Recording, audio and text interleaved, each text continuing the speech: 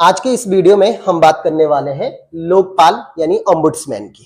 ठीक है, इस टॉपिक के अंतर्गत हम क्या क्या पढ़ने वाले, पहले हम इस पे बात कर देते हैं। हमारे इस टॉपिक में टोटल 7 पॉइंट होंगे। पहला पॉइंट होगा लोकपाल का शाब्दिक अर्थ क्या है। दूसरा पॉइंट होगा कि लोकपाल का इतिहास क्या है, यानी कब से लोकपाल की स्थापना की बात हो रही, किस किस तरीके से लोकपाल बनाया गया। तीसरा पॉइंट है कि भारत में लोकपाल जो होगा वो किस तरीके से होगा, उस पर बात करेंगे। चौथा पॉइंट होगा कि भारत में लोकपाल की जो संरचना होगी वो किस तरीके की होगी। चौथा होगा लोकपाल के लिए योग्यताएं क्या होंगी। पांचवा होगा लोकपाल की नियुक्ति कौन करेगा। और छठा होगा लोकपाल का कार्यकाल। और सातवां होगा लोकपाल को उसके पद से कैसे हटाया जाएगा। ठीक है, ओके। अब पहली बार सबसे पहले बात करते हैं लोकपाल के शाब्दिक अर्थ की। लोकपाल का जो शाब्दिक अर्थ है वो वास्तव में हिंदी से नहीं लिया गया है, ये शब्द लिया गया है स्वीडन से, स्वीडिश भाषा से। और स्वीडन में इस लोकपाल को कहते हैं ओम्बुड्समैन। क्या कहते हैं? ओम्बुड्समैन। और ओम्बुड्समैन का हिंदी रूपांतरण ही लोकपाल है। अगर मैं दुनिया लेवल की बात करूं तो दुनिया में सबसे पहली बार जो लोकपाल यानी ओम्बुड्समैन बनाया गया था वो स्वीडन में बनाया गया था 1809 में। कब बनाया गया था? 1809 में। अब पॉइंट ये है कि सर ठीक है, लोकपाल वहां बनाया गया, लेकिन इसकी शुरुआत भारत में हुई कैसे। पर इससे पहले हम बात कर देते हैं कि लोकपाल का शाब्दिक अर्थ क्या होता है। लोकपाल शब्द का शाब्दिक अर्थ होता है जन शिकायतों को सुनने वाला। क्या होता है? जन शिकायतों को सुनने वाला। तो भारत में लोकपाल के शाब्दिक अर्थ की बात हमने कर दी है। अब वो है कि लोकपाल का इतिहास क्या है। अगर हम भारत के परिप्रेक्ष्य में बात करें तो लोकपाल के इतिहास की अगर हम बात करें तो देखो, सबसे पहले 1966 में, कब की बात है? 1966 में मोरारजी देसाई की अध्यक्षता में भारत में एक प्रशासनिक सुधार आयोग की स्थापना की गई थी। किसकी? प्रशासनिक सुधार आयोग की स्थापना की गई थी।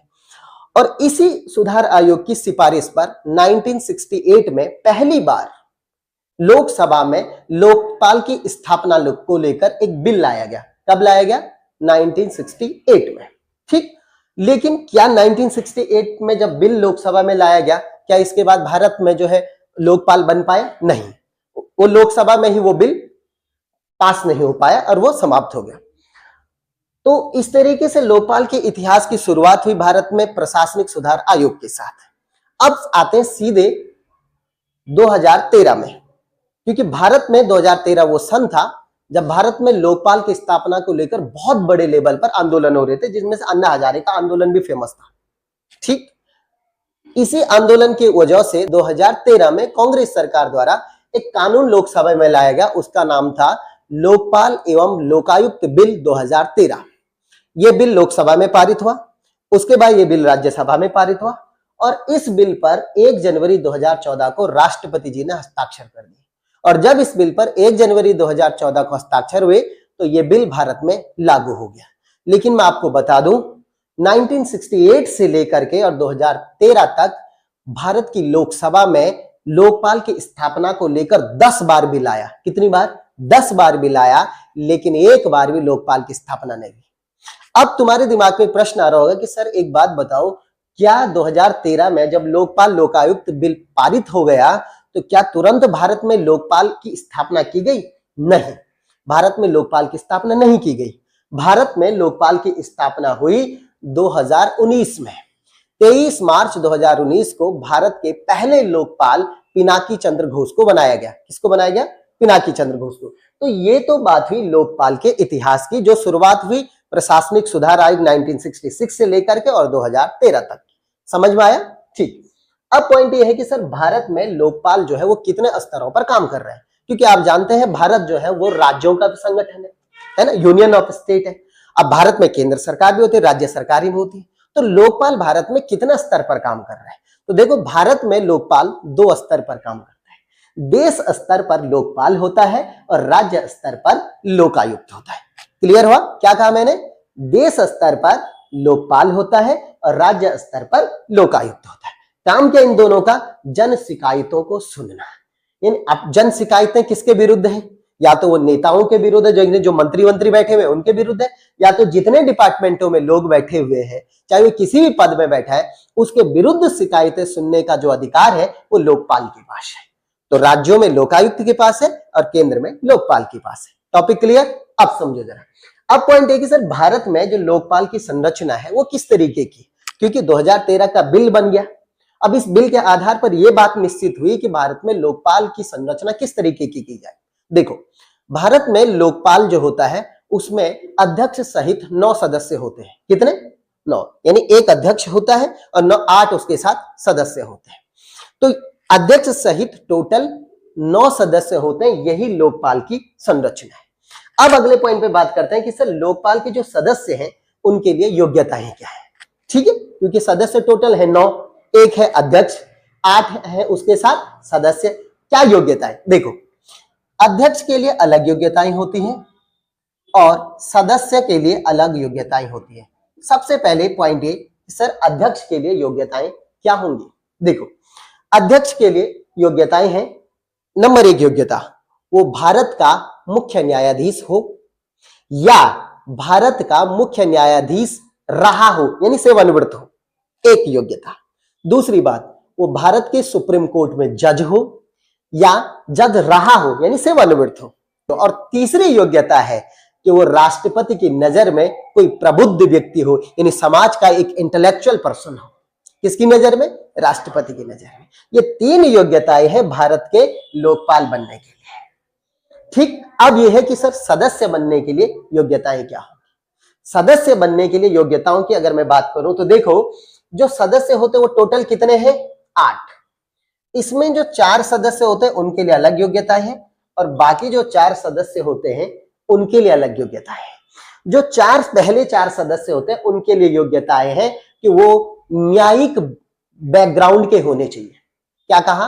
वो न्यायिक बैकग्राउंड यानी न्यायिक पृष्ठभूमि के होने चाहिए, यानी लॉ वगैरह से बड़े पदों पर होने चाहिए। और बाकी चारों के लिए क्वालिफिकेशन, ये योग्यता ये है कि वो या तो SC से हो या ST से हो या OBC से हो या महिलाओं से हो, लेकिन उनमें कोई प्रबुद्ध वर्ग के लोग हो, उनकी नियुक्ति लोकपाल में सदस्य के रूप में की जाएगी। तो 4 है न्यायिक बैकग्राउंड के यानी न्यायिक पृष्ठभूमि के और 4 है गैर न्यायिक पृष्ठभूमि के। क्लियर? तो हमने बात कर दी है कि लोकपाल के सदस्यों के लिए योग्यताएं क्या होंगी। अब पॉइंट यह है कि लोकपाल की नियुक्ति किसके द्वारा की जाएगी। ठीक, अब नियुक्ति में लोकपाल में सब आगे, चाहे सदस्य है चाहे अध्यक्ष है, उनकी नियुक्ति कौन करेगा? देखें, भारत में लोकपाल की नियुक्ति राष्ट्रपति करता है। कौन करता है नियुक्ति? राष्ट्रपति करता है। लेकिन राष्ट्रपति ऐसे ही नहीं कर देता है कि भाई किसी भी व्यक्ति को लोकपाल नियुक्त कर दिया। देखें, ये जो 8 सदस्य प्लस एक अध्यक्ष जो चुना जा रहा है उसकी सिफारिश एक कॉलेजियम द्वारा दी जाती है। कॉलेजियम क्या है? एक समिति होती है, उसको उन्होंने नाम दिया कॉलेजियम है। तो एक कॉलेजियम की सिफारिश पर लोकपाल के सदस्यों की नियुक्ति राष्ट्रपति करता है। अब तुम्हारे दिमाग में प्रश्न कि सर एक बात बताओ, लोकपाल की जो कॉलेजियम होते हैं उस कॉलेजियम में कितने सदस्य होते हैं? उस कॉलेजियम में टोटल कितने मेंबर होते हैं? 5 मेंबर होते हैं।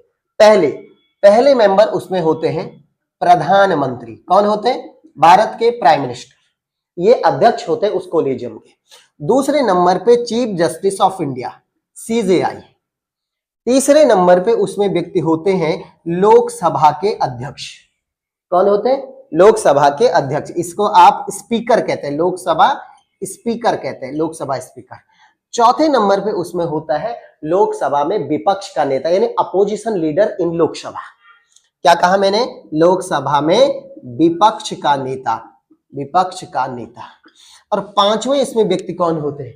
इसमें जो 5वां व्यक्ति होता है उसकी नियुक्ति राष्ट्रपति द्वारा की जाती है। और वो व्यक्ति कौन होगा? वो इन 4 सदस्यों की सिफारिश पर उस व्यक्ति की नियुक्ति की जाएगी राष्ट्रपति द्वारा। तो टोटल कितने मेंबर होते हैं इस कॉलेजियम में? 5। और इसी कॉलेजियम की सिफारिश पर भारत के राष्ट्रपति द्वारा लोकपाल की नियुक्ति की जाती है। क्लियर है? ठीक, अब अगला प्रश्न, अगला पॉइंट, लोकपाल का कार्यकाल कितना होगा? लोकपाल जब मैं बोलता हूं तो उसमें अध्यक्ष और सदस्य दोनों आ जाते हैं। देखो, लोकपाल का जो कार्यकाल होता है टोटल, वो कार्यकाल होता है 5 वर्ष का। कितना? यानी उसकी नियुक्ति के 5 वर्ष तक लोकपाल अपना काम करता रहेगा। ठीक, अच्छा, तो कितने कार्यकाल कितने वर्ष होता है? 5 वर्ष होता है। मगर उन सदस्यों की जो सेवानिवृत्ति की उम्र होती है, किसकी उम्र? सेवानिवृत्ति की जो उम्र होती है वो होती 70 वर्ष। अब ये बड़ी समस्या है कि सर कार्यकाल 5 वर्ष, उम्र 70 वर्ष, देखो दोनों में से कोई एक, अगर कोई व्यक्ति 68 साल में लोकपाल बनता है तो वो कितने साल तक लोकपाल रहेगा? मात्र 2 सालों तक, क्योंकि उसका कार्यकाल उतना ही हो रहा है। लेकिन अगर कोई व्यक्ति ऐसा है जो 65 साल में लोकपाल बनता है तो पूरा 70 साल तक सेवानिवृत्ति तक अपने पद पर रहेगा। तो इसीलिए कहा जाता है कि जो है इन दोनों में से जो पहले हो वही कार्यकाल होगा। अब लास्ट पॉइंट पर बात करते हैं, और लास्ट पॉइंट है कि लोकपाल को पद से कैसे हटाया जाएगा। क्या बात है कि लोकपाल को पद से कैसे हटाया जाएगा? लोकपाल को पद से हटाने के पहले तो मैं मुख्य रूप से 2 आधारों की बात करते हैं। 2 आधार। लोकपाल को पद से हटाने के लिए उन पर 2 आरोप लगेंगे। पहला आरोप होगा कि वो मिसबिहेवियर कर रहे, कदाचार कर रहे हैं, और दूसरा होगा कि ये अपने पद के कर्तव्य का निर्वहन करने में अक्षम है, इन डिसेबल है। इन्हीं 2 आधारों पर लोकपालों को हटाया जाएगा, लेकिन हमें प्रोसेस पता होनी चाहिए कि हटेंगे कैसे। देखो, आरोप तो लगा दिए, अब इन आरोपों को लेकर लोकसभा के कम से कम 100 सदस्य एक प्रस्ताव लेकर जाएंगे लोकसभा में, और उसके बाद वो प्रस्ताव जो है अगर वो लोकसभा में से कहां जाएगा? राष्ट्रपति के पास जाएगा, और राष्ट्रपति जो है उसकी जांच करेगा, जो उन पे आरोप लगे उनकी जांच करेगा। लेकिन राष्ट्रपति नहीं करेगा जांच, राष्ट्रपति जांच करवाएगा सुप्रीम कोर्ट से। सुप्रीम कोर्ट इन आरोपों की जांच करेगा। यदि जांच में यह पाया जाता है कि हाँ ये आरोप जो लोकपाल पर लगाए जा रहे हैं वो सही है, तो राष्ट्रपति उन्हें उनके पद से हटा देगा। यदि ये लगता है कि ये आरोप गलत है तो राष्ट्रपति उन्हें उनके पद से नहीं हटाएगा। क्लियर है? तो इस तरीके से हमने बात करी कि लोकपाल को उसके पद से कैसे हटाया जाएगा। आज के वीडियो में हमने लोकपाल से संबंधित जो है मुख्य रूप से 7 बातों पर बात कर दी है। कल के वीडियो में हम बात करेंगे कि लोकपाल के कार्य क्या है और उनकी शक्तियां क्या है। ठीक है? क्लियर हुआ? ठीक है।